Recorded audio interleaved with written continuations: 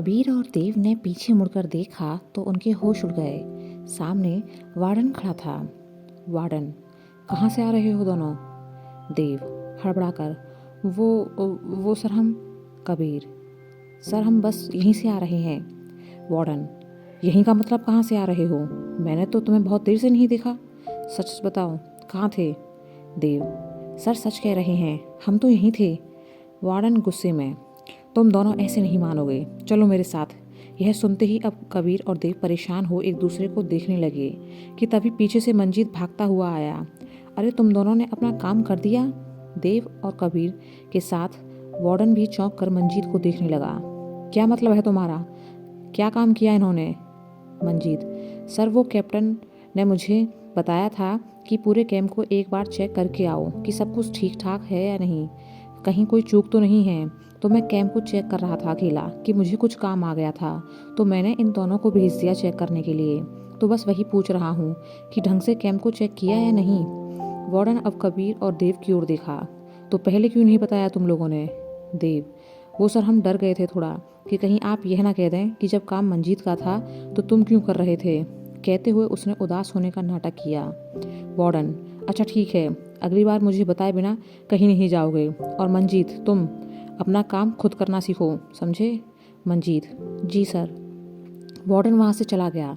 उसकी आंखों से ओझल होते ही तीनों ने चैन की सांस ली। देव गुस्से में, कहाँ चला गया था तू मंजीत? एक काम भी नहीं हुआ, आज पकड़े जाते। कबीर ने मंजीत को चुप रहने का इशारा किया और बोला, शांत हो जाओ देव, सब ठीक है। अगर बात बिगड़ी थी तो मंजीत ने आकर सही समय पर संभाल भी ली है। मंजीत, रहने दे कबीर, किस गति को समझा रहा है? और मुझे सच में कैप्टन सर ने पूरा कैंप चेक करने को भेजा था। मुझे ही पता है कितनी मुश्किल से मैं काम खत्म कर वहाँ से यहाँ आया हूँ। देव, ठीक है, चलो यहाँ से, इससे पहले कि कोई और देख ले। तीनों जाकर बाकी लोगों के साथ बैठ गए। तारा मौली आपस में गप्पे लड़ा रही थी। मौली, तुझे क्या लगता है वह दोनों पकड़े तो नहीं गए होंगे ना? तारा, पता नहीं, लेकिन पकड़े गए तो सज़ा ज़रूर मिलेगी। मैंने सुना है आर्मी वाले बड़े सख्त होते हैं। मौली, मेरी वजह से इतना खतरा लिया इन्होंने, मैं तो अब मना कर दूंगी कि कोई ज़रूरत नहीं है यहाँ आने की। यह सुन तारा थोड़ी बेचैन हो गई कि अगर यह मना कर देगी तो वह कबीर को फिर कैसे देख पाएगी। फिर अगले ही पल वो खुद की सोच पर हैरान रह गई कि वो ऐसा क्यों सोच रही है। कबीर को देखकर उसे करना भी क्या है। मौली ने तारा को चुप देखा तो बोली, क्या हुआ, कहाँ खो गई? तारा, कहीं नहीं, मैं सोच रही थी कि अगर तू मना कर देगी तो फिर देव से कैसे मिलेगी। मौली, लेकिन यार अपनी खुशी के लिए उसे तो खतरे में नहीं डाल सकते ना। कुछ समझ नहीं आ रहा क्या करूं। इससे अच्छा तो मैं अकेली ही ठीक थी, ना कोई चिंता ना कोई फिक्र। तारा कुछ सोचते हुए, अगर उन्हें इधर आने में रिस्क उठाना पड़ता है तो हम उनका रिस्क कम तो कर सकते हैं ना। मौली चौंक कर, वो कैसे? तारा, देख, अभी दोनों को आने जाने की परेशानी है, तो एक काम करते हैं, हम उनके कैंप के पास चलेंगे और मौका देखकर वह भी आ जाएंगे। कैंप के आसपास होने से यह फ़ायदा होगा कि अगर उन्हें जरा भी गड़बड़ लगेगी तो आसानी से और जल्दी ही वापस कैंप में पहुंच जाएंगे। मौली, वाह यार, तूने तो कमाल ही कर दिया, यह तो बहुत ही अच्छा आइडिया है। तारा, देखा, मुझ में भी दिमाग है। मौली हंसते हुए, दिल भी तो है तुझ में, सच बता कैसा लगा कबीर? तारा मुस्कुराकर, अच्छा लड़का है, समझदार है, शांत है। मौली, हाँ हाँ वो तो है, और बातें भी अच्छी कर लेता है। तारा, हाँ तुझी से बात करता है, मुझे तो ढंग से देखा भी नहीं। मौली, कोई बात नहीं, अब की बार तो खूब बात कर लेना उससे। कहती हुई वह हंस पड़ी। तारा, चल आजा, थोड़ा आराम कर ले और बाद में फ़ोन कर देव से पूछ लेना कि सब कुछ ठीक है या नहीं। मौली, हाँ पूछ लूँगी। रात में कैंप की सुरक्षा की जिम्मेदारी बाकी लोगों के साथ कबीर, मंजीत और देव पर भी थी। 3 लोगों की टोली बनाकर उन्हें कैंप में अलग अलग दिशाओं में रखा गया था। कबीर आराम से जमीन पर बैठा आसमान में चमकते हुए तारों को देख रहा था और देव मंजीत आपस में बातें करने में व्यस्त थे। मंजीत, तो कैसा रहा देव तुम्हारा आज का दिन? देव, अरे यार सारा टाइम कैसे पलक झपकते ही निकल गया, पता ही नहीं चला। पहले हम लोगों ने बैठकर थोड़ी देर बातें की, फिर मूवी देखने गए और अब यहाँ। लेकिन यार क्या करूँ, जितना भी समय बिताओ कम ही लगता है। मंजीत हंसते हुए, वह तो है, ऐसा ही मुझे लगता है कि अपने परिवार और बच्चे के साथ वक्त बिताऊं। अब दोनों ने शांत बैठे कबीर की ओर देखा और जाकर उसके आसपास बैठ गए। मंजीत, क्या बात है कबीरे, किस सोच में डूबा हुआ है? देव, लगता है हम दोनों को खुश देखकर अब इसका भी मन कर रहा है कि कोई अच्छी सी लड़की ढूंढ ले। कबीर हंसते हुए, ऐसा है, मैं अकेला ही खुश हूँ। खुद को देखो, दोनों के पास अपने पार्टनर हैं, फिर भी खुश नहीं हो। हर वक्त उनके ख्यालों में डूबे रहते हो और एक ही शिकायत कि टाइम नहीं मिलता। लेकिन मुझे देखो, मैं बड़े सुकून से खुले आसमान के नीचे आराम से बैठा हूँ। तो बताओ, कौन ज़्यादा खुश है, तुम दोनों या मैं? मंजीत हंसते हुए, कबीरे, तेरी बात में दम तो है। अकेले होते हैं तो जैसा चाहो करो, यहाँ टेंशन नहीं होती कि अभी इसको फ़ोन करना है या इसके सामने ऐसा करना है या वैसा कहना है। एकदम आज़ाद। देव मुस्कुरा उठा, हाँ, सुकून सा चला जाता है।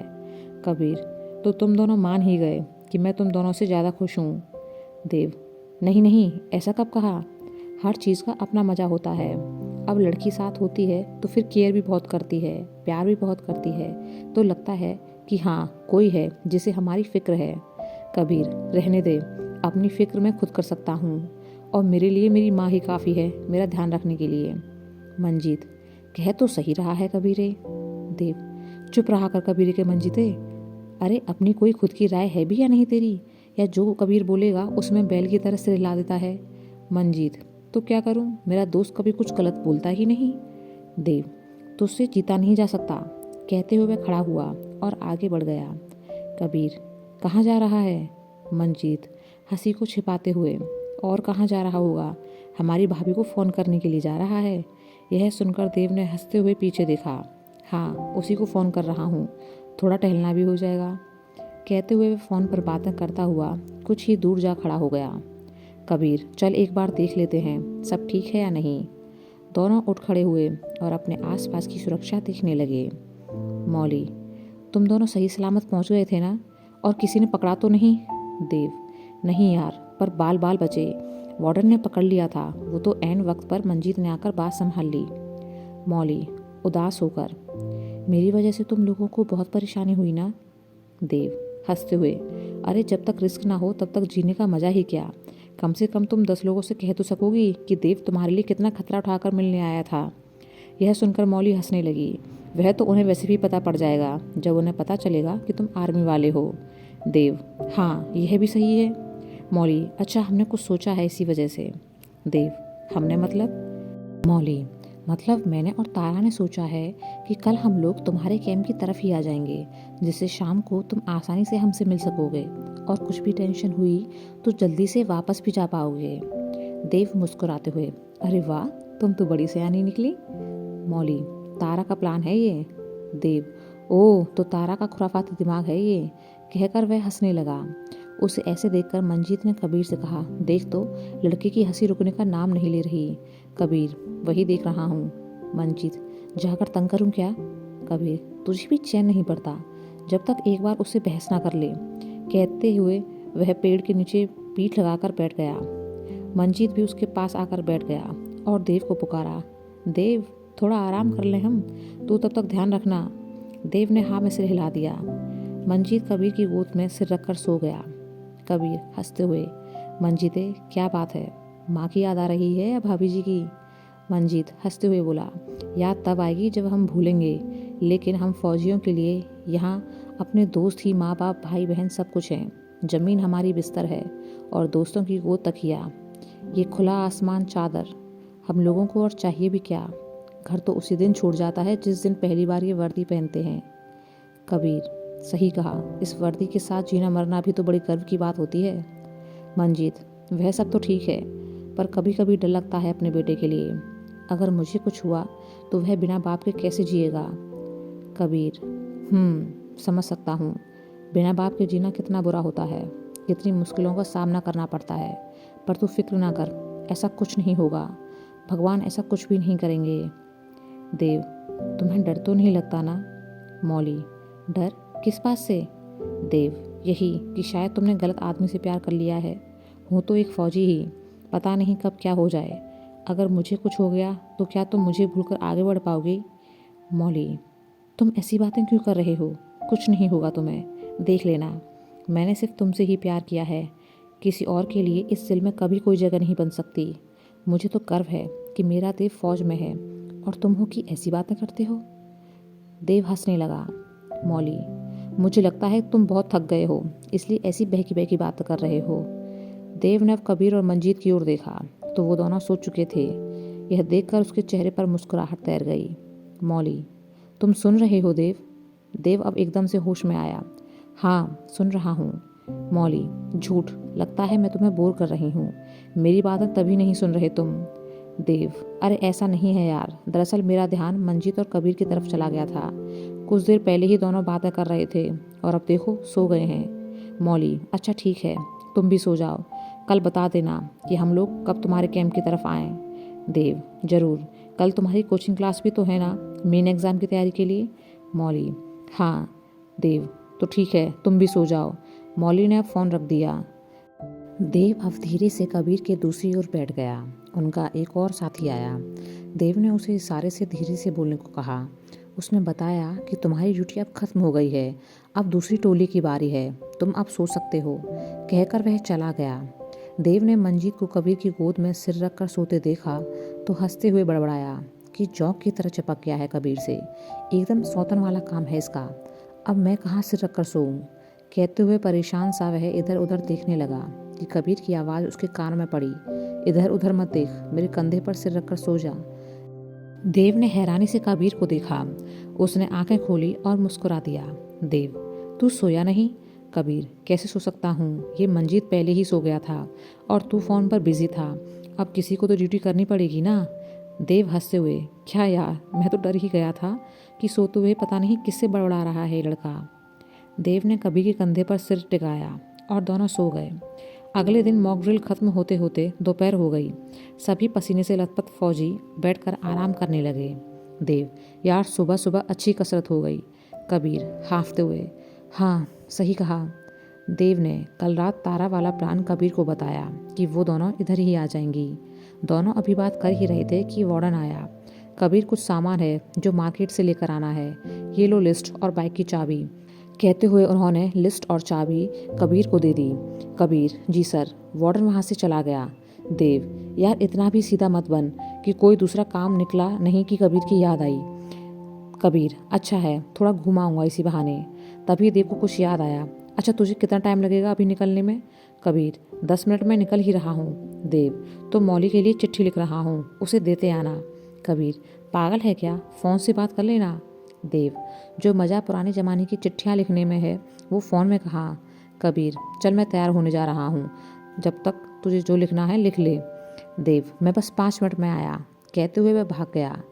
कुछ ही देर बाद कबीर कैंप से बाहर निकला तो देव वहाँ आया। यह ले चिट्ठी, और टाइम का तो पता ही नहीं कि कब फ्री होंगे, वो मैं मैसेज से बता दूंगा। मौली और तारा कोचिंग से लौटकर वापस पीजी के लिए आ रही थी। दोनों को बाजार में कुछ काम था तो वह सीधे बाजार ही चली गईं। कबीर भी बाजार में था। उसने एक दुकान पर सारा सामान लेकर पैक करवा दिया कि तभी उसके कानों में कोई एक जानी पहचानी आवाज़ सुनाई पड़ी। उसने पलट कर देखा तो उससे कुछ ही दूरी पर मौली और तारा एक दुकान के सामने खड़ी होकर खरीदारी कर रही थी। मौली को वहाँ देख कबीर के चेहरे पर मुस्कुराहट आ गई, और आए भी क्यों ना, उसकी दोस्त जो ठहरी। और फिर उसे देव का लेटर जो देना था। उसने दुकान वाले से 5 मिनट में आने को कहा और तारा मौली की तरफ चला कि चिट्ठी यहीं दे दूंगा और मुलाकात भी हो जाएगी। मौली और तारा अभी सामान खरीद रही थी कि उनके सामने नमन आकर खड़ा हो गया। उसे देख मौली को बहुत गुस्सा आया। लगता है तुम फिर पिटने आए हो। तारा, कौन है ये मौली? मौली, वही नमन। तारा गुस्से में नमन को देखने लगी। नमन हंसते हुए, मेरी वाली को भड़काकर खुद यहाँ लड़के पटा रही हो। मुझे पता है, वह बस स्टॉप पर लड़का मिला था, वह जरूर तुम्हारा बॉयफ्रेंड होगा, तभी तो इतना तिलमिला रहा था। कल वापस घर जा रहा हूँ, तब अंकल आंटी को बताऊंगा कि तुम यहाँ क्या कर रही हो। यह सुनकर मौली घबरा गई। तारा, तुम डरा रहे हो उसे, और तुम शरीफ हो, कभी खुद को देखा है? नमन, तुमसे बात नहीं कर रहा मैं। वह अब मौली और तारा से बहस करने लगा कि तभी कबीर मौली और तारा के पास आ गया। वह ठीक नमन के पीछे था। कबीर, क्या हो रहा है यहाँ? कबीर को वहाँ देख मौली और तारा की जान में जान आई। तारा तो एक पल को उसे देखती ही रह गई। कबीर, कुछ परेशानी है? मौली कुछ कहती उससे पहले ही तारा अब कबीर के पास जाकर बोली, यह लड़का हमें तंग कर रहा है। कबीर ने अपने हाथ में लगी मौली की चिट्ठी तारा को दी और नमन की ओर बढ़ा। नमन कबीर की ओर घूमा। कबीर और नमन आमने सामने थे। वह दोनों एक दूसरे को देखकर हैरान रह गए।